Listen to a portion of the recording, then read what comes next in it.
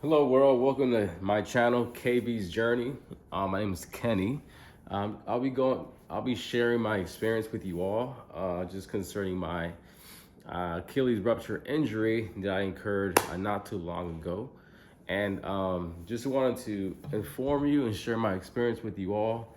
That way, for those of you watching this video, you probably have gone through a similar situation and you're looking to find out information. So I'm going to go ahead and give you the best possible information that I can find and kind of walk you through my journey. The good thing is that I have seen some videos that have helped me on YouTube. I'm sure you have as well.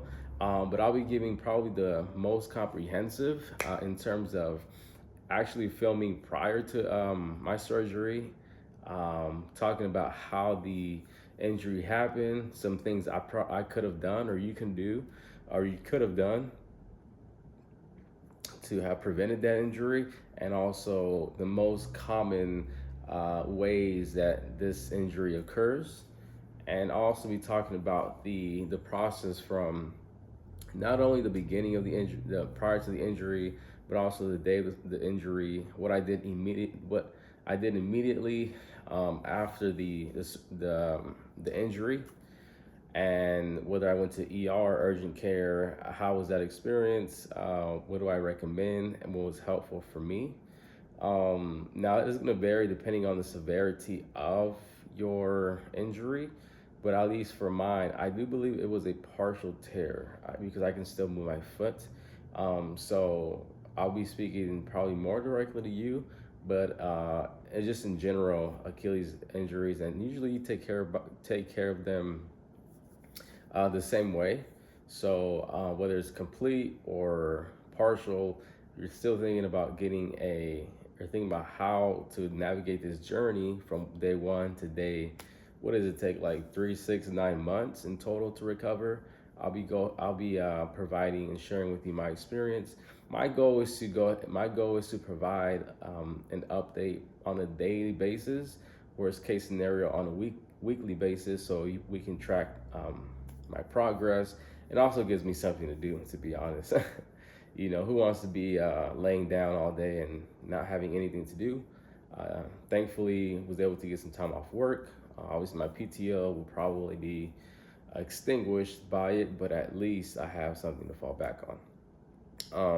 So as soon as this injury happens, there are so many questions that come up, and because nobody expects to get this injury, first of all, and then number two is like once it happens, you really can't undo it. It's not like it happened. So what do I do next?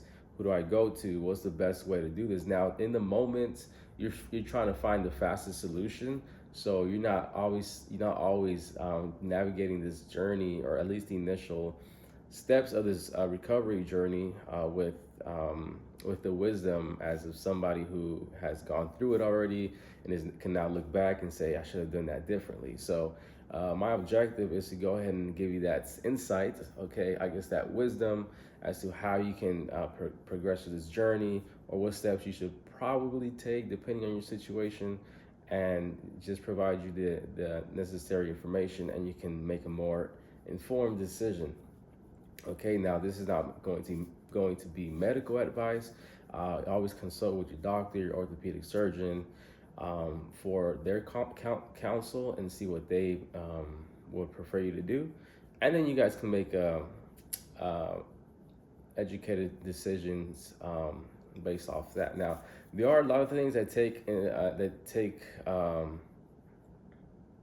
have a role. I play a role in this, and I'm going to be discussing the different things that other channels haven't necessarily covered that I was still thinking. For example, how soon after the injury should you have surgery? Why is surgery better than non-operative, or why would non-operative be better? Do you actually heal 100%? Would I still be able to go out there and play soccer, basketball, tennis, surfing, or pickleball? How much did it all cost to recover? Because there is a cost to this, unfortunately. Health, health does cost. So, and also, like for example, do I need to get an ultrasound or MRI? Um, is it better to do a or which like surgeon should I go to? Things like that. Obviously, we all live in different areas of the country, but I'm gonna let you know my experience and how I was able to navigate through this effectively so far, and everything is lining up pretty well. So I took a couple of extra steps, I would say, to make sure things went smoothly. One thing I do want to say if you want to get the best care and in a timely manner, in a cost-effective manner, you do have to advocate for yourself.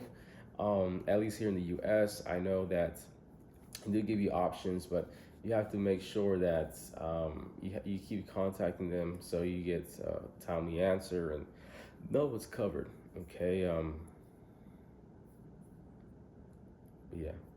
So without further ado, let me go ahead and share just a little bit of how it happened. So, the day before, I had gone for the first time in a while, because I been working. I work like 2 hours a day. I get home, and then from there, pretty much exhausted. You don't necessarily want to do a great too much, so you literally just rest. You try to get off your feet as much as possible. Maybe shower and eat. So that kind of more of a sedentary lifestyle, at least for the days where you work. On the days I'm off, I can go ahead and do different things. I go play basketball and things like that. So you got to think about it. Maybe 3 days of the week, 2 days of the week, you would play. But for these last couple of months, I was just not really playing and as active as I probably should have or usually am. So in this case, I went to go play at the local park. Me, my brother, and some friends, and we ended up just playing. Everything was great. The first day, there was a good, decent competition. So the first day we went, we actually lost a few games.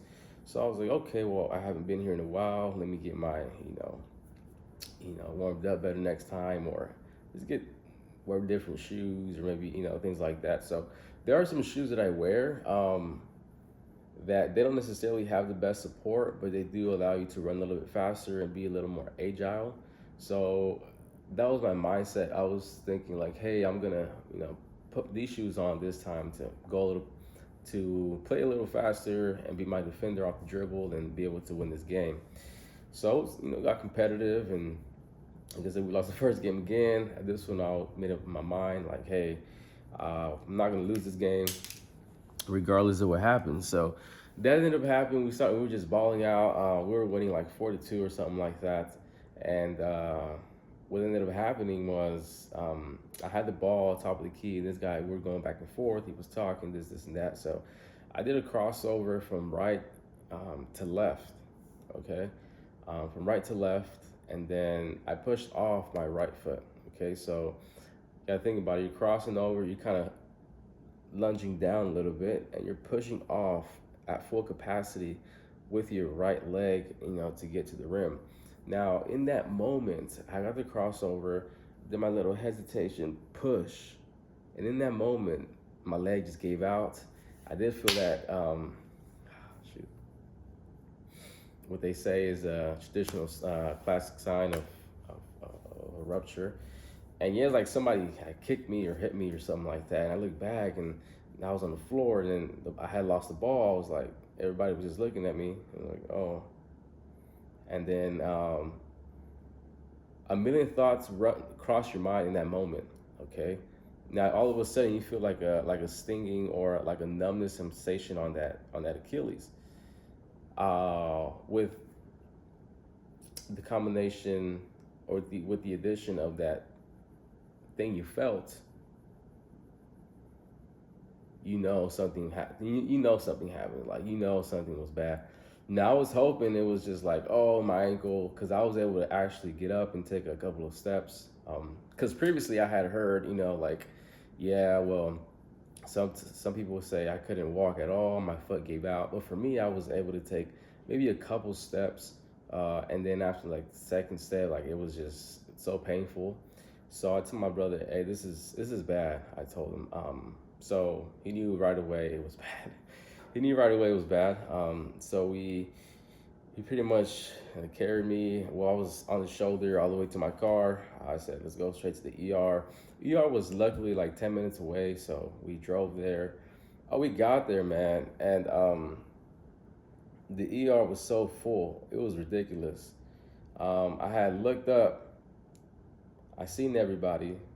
I seen about 4 or 5 people lining up almost past the door, the entrance door, and I was thinking, yeah, this is probably not gonna work. I was in so much pain, and then some elderly guy, he came out. He's like, hey, I'm sorry about that, but you're I hope you are willing to wait about 7 hours to be seen. I was like, yeah, probably not. It's not gonna happen. And also it's a local hospital, so also with what I've heard before and other people who have gone to the ERs in this area, it usually takes a long time to be seen.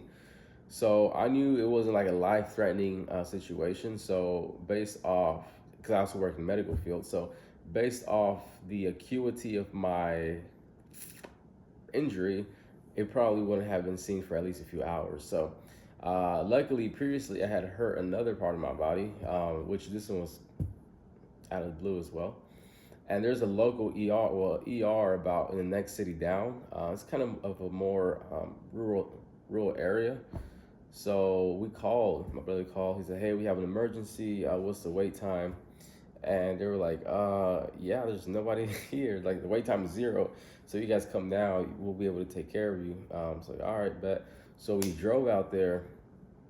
We got that going, and we finally got there right away. Got in the wheelchair, asking for my admitting information, insurance information, and then they admitted me in the doors within like 5 minutes, like literally. I was like, wow. So they did.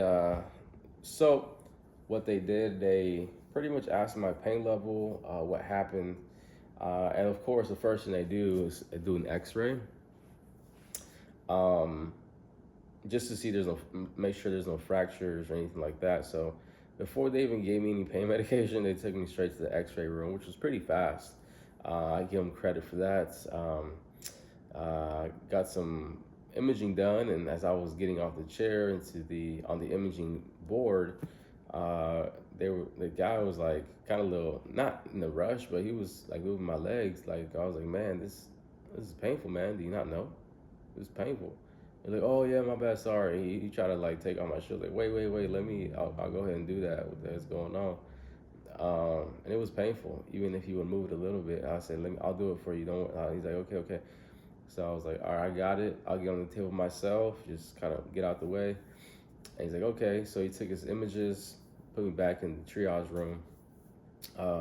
They gave me a Norco 5. They had asked me what my pain level was. I said it was 8, I think 8 or 9. And they gave me a Norco 5. Now, since I'm in the medical field and I actually get these medications, so Norco 5 for me was like, I knew it really wasn't going to be effective, because typically what we do is we give Norco 5 for a pain level of like 6 to 0. I mean, no, from like 4 to 6, and then 7 to 10 is usually Norco 10, right? So in this case, they gave me Norco 5, which only covers 4 to 6. But I wasn't gonna say anything. I just took it, and yeah, so that really didn't help the pain quite at all. So they just had me waiting there until the X-rays came back. It showed no fracture. Okay, it showed no fracture. And then now they were saying, okay, well, he didn't want to give me pain medication. The physician assistant was like, I don't feel comfortable giving you anything more than that. I said, well, look, hey, at least give me like a pill for tonight, and then tomorrow when I go with my primary care doctor, which is going to refer me to the MRI, I'll just have him prescribe me more pain medication.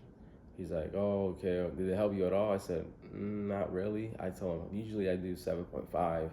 Not usually, but like last time when I had a dental procedure, they gave me 7.5, and that worked really well. So, lo and behold, he ended up prescribing 7.5s for 3 days. I went to the ER, but they didn't have any of my insurance information. I didn't have my card with me. They said it would take maybe at least an hour for them to fill the prescription, and they can call me back, and I can come back to the drive-through to get the medication. I said, never mind, just that's fine. I took the slip, and I didn't get any pain medication that night. So when I woke up, when you wake up in the morning, you're going to feel